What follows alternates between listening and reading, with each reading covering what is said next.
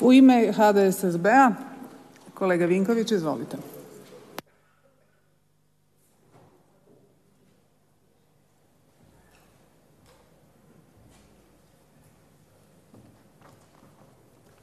Zahvaljujem gospodine potpredsjednice. Uvažene dame i gospodo zastupnici, ali isto tako hrvatske građanke i građani. Ne radi se ovdje o nikakvim prostačkim ispadima, o homofobiji, o osudama jednog političkog razmišljanja. Jer kolega Kolman, ja prostak nisam, homofob nisam, za razliku od ovog vašeg govora koji je govor mržnje, nasilja prema svim onima koji drukčije razmišljaju od vas. To više govori o vama nego o meni. Ja sam ovdje iznio samo jedno političko razmišljanje. Razmišljanje s kojim se mi ne moramo svi složiti. Da, kao gradonačelnik jednog grada Đakova koji je nadbiskupijski grad, ja bih zabranio jednu takvu povorku. Povorku koju mora pratiti policija, povorku koju moraju pratiti interventne snage.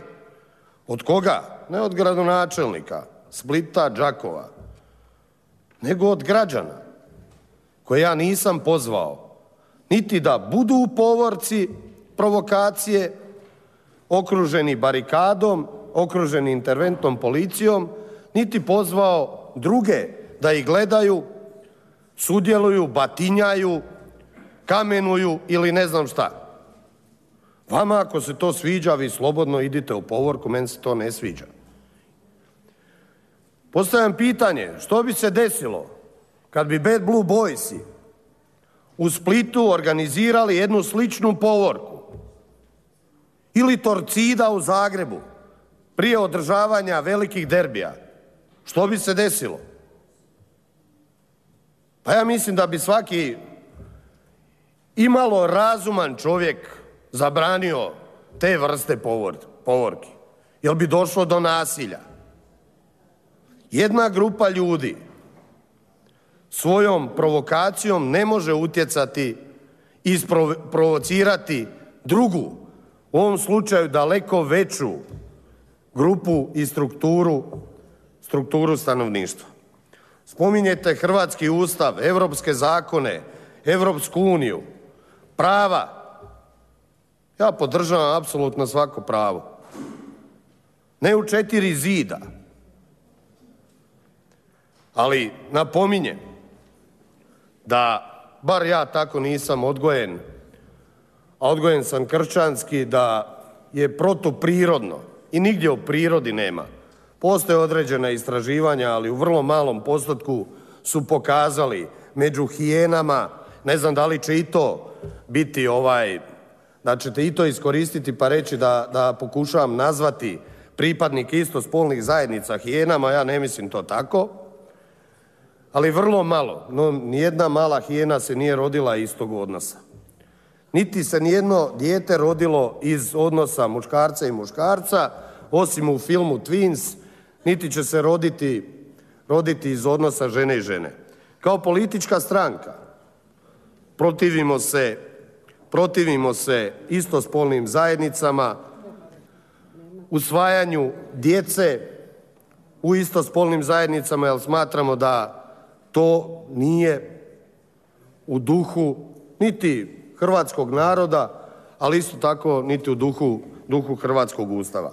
Bez obzira tko šta o tome mislio. I dopustite, dame i gospodo, da je demokracija i iskazivanje vlastitog mišljenja. Da vlastito mišljenje nije pozivanje na linč, oružani sukob, na bacanje kamenja, bombi, ne znam čega. Budite uvjereni u to. Niti ću ići na bilo koju paradu. A što se tiče parada inače u svijetu, sigurno se ne održavaju na ovakav način. Sigurno se ne održavaju na ovakav način kao što se održavaju namjernom provokacijom manje skupine ljudi. A što se tiče drugih. Da li bi zabranio okupljanje? Ne, nisam zabranio ni okupljanje radnika Đakovštine, ali ste vi poslali interventnu policiju na radnike Jadrankamena. To dovoljno govori o onome o čemu ja govorim i ono o čemu vi govorite.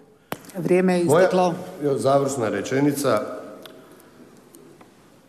U hrvatskom jeziku nema druge zamjenice za gej. Vrijeme, kolega. Hvala. Veseo, radostan, ako vam je to draže, ja mogu pripadnike takvih zajednica nazvati da su veseljaci. Hvala lijepa, kolega Hvala Vinkoviću. Hvala vam lijepa.